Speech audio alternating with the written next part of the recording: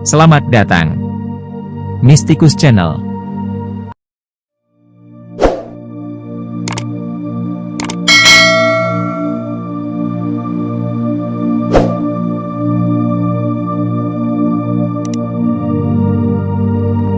Prabu Kian Santang atau Raden Sangara atau Syekh Sunan Rohmat Suci adalah putra Sri Baduga Maharaja atau Prabu Siliwangi, Raja Pajajaran. Ketika dewasa, ia belajar agama Islam di Mekah dan mengubah namanya menjadi Galantrang Setra. Meski berbeda keyakinan dengan sang ayah yang memeluk Hindu, Kian Santang tetap menjadi penyebar agama Islam di wilayah Pajajaran. Kehidupan awal.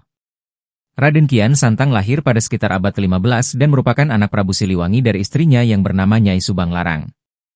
Ia memiliki dua saudara kandung yang bernama Walang Sungsang atau Pangeran Cakrabuana, pendiri kerajaan Cirebon, dan Rara Santang, ibu Sunan Gunung Jati. Sejak kecil hingga remaja, Kian Santang dilatih ilmu bela diri hingga tumbuh menjadi sosok satria Pajajaran. Ketika sudah mahir dalam bela diri, Kian Santang mengisi waktunya dengan berburu ke hutan. Ia pun mudah untuk mendapatkan hewan buruan menggunakan panahnya. Hal itu membuat Prabu Siliwangi sangat bangga dan mengangkatnya menjadi senopati Pajajaran. Kian Santang pun tumbuh menjadi ksatria yang gagah perkasa dan tidak ada yang bisa mengalahkannya. Bertemu Sayyidina Ali bin Abi Thalib secara goib.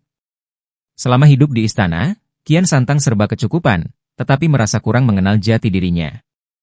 Ia juga merasa jenuh karena tidak ada satupun ksatria yang mampu mengalahkannya. Konon, Kian Santang kemudian mendatangi peramal untuk mengetahui lawan tangguh yang dapat menandinginya. Ia diberikan petunjuk bahwa orang yang dapat menandinginya adalah Sayyidina Ali dari Tanah Arab. Sebetulnya Sayyidina Ali hidup pada abad ke-7 dan telah wafat saat itu, tetapi mereka dapat dipertemukan secara goib dengan kekuasaan Allah. Selain itu, Kian Santang harus melakoni dua syarat agar dapat bertemu Sayyidina Ali, yaitu melakukan semedi di ujung kulon dan mengganti namanya menjadi Galantrang Setra. Galantrang berarti berani dan Setra berarti bersih atau suci. Setelah melakoni dua syarat tersebut, Kian Santang segera melakukan perjalanan ke Arab untuk menemui Sayyidina Ali. Sesampainya di Mekah, ia bertemu seseorang dan kemudian menanyakan keberadaan Sayyidina Ali. Orang tersebut mau memberitahu keberadaan Sayyidina Ali, asalkan Kian Santang mau mengambil tongkatnya yang ditancapkan di tanah. Tidak disangka, Kian Santang kesulitan mencabut tongkat itu hingga keluar darah dari seluruh tubuhnya ketika berupaya untuk menyelesaikan tugas yang dianggap sangat mudah. Belakangan diketahui, sosok yang menancapkan tongkat itu adalah Sayyidina Ali. Masuk Islam.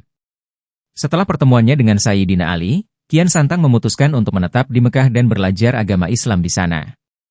Kian Santang menetap cukup lama guna belajar dan memahami agama Islam. Setelah itu, ia memutuskan untuk kembali ke Pajajaran. Sesampainya di Pajajaran, ia menemui sang ayah dan kerabatnya untuk menceritakan pengalamannya selama mengembara ke Tanah Arab. Kian Santang kemudian mengajak Prabu Siliwangi untuk memeluk Islam, begitu juga dengan rakyat Pajajaran, tetapi ditolak. Menyebarkan agama Islam. Meski ajakannya ditolak oleh Prabu Siliwangi, Raden Kian Santang tetap menyebarkan agama Islam di pelosok Pasundan. Pada awalnya, ia menyebarkan agama Islam di Limbangan, kemudian sampai ke Garut dan pesisir utara pantai Jawa. Dalam perjalanannya, Kian Santang mengubah namanya menjadi Syekh Sunan Rohmat Suci. Ia pun pergi ke Galuh dan berhasil mengislamkan Raja Galuh Pakuwon di Limbangan, yang dikenal memiliki nama Sunan Pancer. Berkat Sunan Pancer, agama Islam bisa tersebar luas dan berkembang di daerah Galuh Pakuwon. Sejak penguasa lokal banyak yang menjadi umat Muslim, ajaran Islam menjadi berkembang di hampir seluruh wilayah Priangan.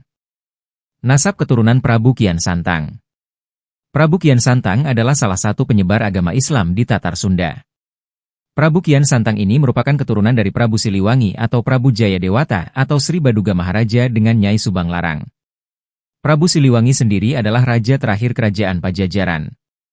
Sedangkan Nyai Subang Larang adalah putri dari Ki Gede Tapa seorang pengusaha Syah Bandar Karawang. Peristiwa pernikahan Prabu Siliwangi dengan Nyai Subang Larang adalah ketika Prabu Siliwangi belum menjadi raja Pajajaran, adapun Nyai Subang Larang sudah memeluk agama Islam dan menjadi seorang santri di Pondok Kuro yang dipimpin oleh Syekh Kuro atau Syekh Hasanuddin. Pesantren Syekh Kuro ini diyakini sebagai pesantren atau lembaga pendidikan Islam pertama di Tanah Sunda. Dari pernikahan Prabu Siliwangi dan Nyai Subang Larang melahirkan 3 anak yang menjadi cikal bakal tokoh penyebar agama Islam di Tatar Sunda, yaitu Walang Sungsang atau Cakrabuana yang membuka pemukiman Cirebon di pesisir pantai, Lalu Nyai Rara Santang yang menikah dengan Syarif Abdullah yang merupakan seorang sultan kota Mesir. Dari pernikahan Nyai Rara Santang dan Syarif Abdullah ini melahirkan Syarif Hidayatullah atau Sunan Gunung Jati yang akan membantu pamannya yaitu Cakrabuana di Cirebon. Dan putra yang ketiga adalah Prabu Kian Santang. Sejarah Prabu Kian Santang dalam mendakwahkan Islam di Tatar Sunda. Di dunia persilatan sosok Prabu Kian Santang lebih terkenal dengan nama Gagak Lumayung. Menurut tradisi lisan yang berkembang, disebutkan bahwa Prabu Kian Santang adalah putra Raja Pajajaran yang masuk Islam sepulang berhaji ke Mekah dan mengganti namanya menjadi Haji Lumajang. Tradisi lisan yang lain menyebutkan bahwa Prabu Kian Santang diusir dari keraton dan tidak lagi menganut agama nenek moyangnya. Oleh karena itu Prabu Kian Santang pergi ke negeri Campa ketika kerajaan Pajajaran runtuh. Prabu Kian Santang juga dianggap tokoh yang menyebarkan agama Islam di pedalaman Pajajaran dan mempunyai banyak pengikut. Prabu Kian Santang sebagai Pangeran Lumajang Kudratullah atau Sunan Godog, ia adalah penyebar agama Islam di Tatar Sunda atau lebih jelasnya di Godog Garut. Hal ini dibuktikan dengan artefak berupa satu buah Al-Quran yang ada di Balubur Limbangan, sebuah pisau Arab yang berada di Desa Cinunuk, Distrik Wanaraja Garut, sebuah tongkat yang berada di Dharmaraja, dan satu kandaga, kanaga, peti, yang berada di Godog Karangpawitan Garut. Prabu Kian Santang dalam sejarah Godog adalah orang suci atau sufi yang datang dari Cirebon atau pantai utara ke daerah Preanger, Priangan, dan membawa pengikut yang sudah memeluk agama Islam dan bersama-sama menyebarkan agama Islam di daerah Priangan tersebut.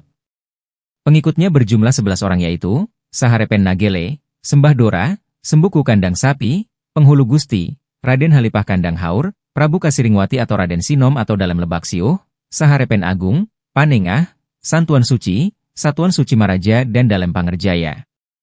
Prabu Kian Santang diperkirakan menyebarkan agama Islam di Tatar Sunda pedalaman yaitu Godog dan Priangan sejak tahun 1445. Pada saat itu Limbangan menjadi pusat penyebaran agama Islam pertama di Tatar Sunda. Proses Islamisasi yang dilakukan oleh Prabu Kian Santang adalah dengan cara mengislamkan terlebih dahulu raja-raja lokal seperti Raja Galupakuon yang terletak di Limbangan yang bernama Sunan Pancer, Cipancar, atau Prabu Wijaya Kusuma, 1525 sampai 1575. Raja yang satu ini merupakan putra Sunan Hande Lima Senjaya dan cucu Prabu Layang Kusuma. Prabu Layang Kusuma sendiri adalah putra dari Prabu Siliwangi. Dengan demikian maka Sunan Pancer adalah buyut dari Prabu Siliwangi. Prabu Kian Santang menghadiahkan satu Al-Quran kepada Sunan Pancer berukuran besar dan sebuah skin atau pisau Arab yang bertuliskan lafadz Laikro Hafidin. Setelah Sunan Pancer masuk Islam, Islam berkembang sangat pesat di daerah Galupakuon atau Limbangan tersebut. Adapun raja-raja lokal yang lain dan telah memeluk Islam oleh Prabu Kian Santang diantaranya adalah Santowan Suci Mareja, yang merupakan sahabat Prabu Kian Santang yang makamnya terletak di dekat makam Prabu Kian Santang. Sunan Sirapuji, yang merupakan Raja Penembong atau Bayongbong. Sunan Batuwangi, yang sekarang terletak di Kecamatan Singajaya, ia dihadiahi tombak oleh Prabu Kian Santang dan sekarang menjadi pusaka Sukapura yang ada di Tasikmalaya. Melalui raja-raja lokal inilah Islam menyebar ke seluruh pedalaman Priangan atau Tatar Sunda. Setelah itu estafet penyebaran Islam dilanjutkan oleh generasi kedua yaitu para sufi seperti Syekh Jafar Siddiq yang merupakan penganut Torekot Syatoriah di Limbangan, Eyang Papak, Syekh Fatah Rahmatullah yang berada di Tanjung Singguru Samarang Garut, Syekh Abdul Muhyi yang menganut Torekot Syatoriah di Pamijahan Tasikmalaya, dan para menak dan ulama dari Cirebon dan Mataram seperti Pangeran Santri di Sumedang dan Arif Muhammad di Cangkuang Garut. Bisa dipahami dari uraian di atas, bahwa strategi dakwah atau proses Islamisasi yang dilakukan oleh Prabu Kian Santang di Tatar Sunda menggunakan pendekatan politik, artinya Prabu Kian Santang mengislamkan terlebih dahulu para raja-raja lokal, sehingga akan mudah untuk mengislamkan para rakyatnya. Wafat. Setelah berhasil mengislamkan hampir seluruh Priangan, Raden Kian Santang memilih menetap di daerah sekitar Garut. Di tempat itulah, ia menyebarkan agama Islam dan menjadi guru syariat hingga akhir hayatnya. Tidak diketahui kapan Raden Kian Santang meninggal. Tetapi masyarakat lokal meyakini makamnya terletak di lereng Gunung Karacak, yang berada di Kecamatan Karangpawitan, Kota Garut. Makam Godog adalah makam yang terletak di lereng Gunung Karacak, tepatnya di Desa Lebak Agung, Kecamatan Karangpawitan, Garut. Makam ini dipercaya sebagai makam Prabu Kian Santang, anak Prabu Siliwangi dari Kerajaan Pajajaran. Informasi mengenai keberadaan makam Godog sebagai makam Kian Santang terdapat dalam beberapa naskah Sunda lama. Di antaranya Babat Godog, Babat Pasundan, dan Wawacan Prabu Kian Santang Aji. Dalam naskah-naskah tersebut diceritakan bahwa Kian Santang adalah putra Prabu Siliwangi dari Kerajaan Pajajaran. Setelah memeluk Islam di Mekah, namanya berubah menjadi Sunan Rohmat. Karena setelah wafat dimakamkan di Godog, tokoh ini juga disebut Sunan Godog. Kini makam Godok banyak didatangi penziarah. Oleh sebagian orang makam ini memang sangat dikeramatkan, karena Kian Santang sering disejajarkan dengan para wali yang berjasa dalam penyebaran Islam di Pulau Jawa. Mereka yang datang bukan hanya dari wilayah Tatar Sunda saja, tetapi banyak pula yang datang dari luar Jawa. Jika Anda menyukai Mistikus Channel silahkan like, komen, share, subscribe, dan nyalakan tanda lonceng untuk mengikuti update terbaru. Terima kasih.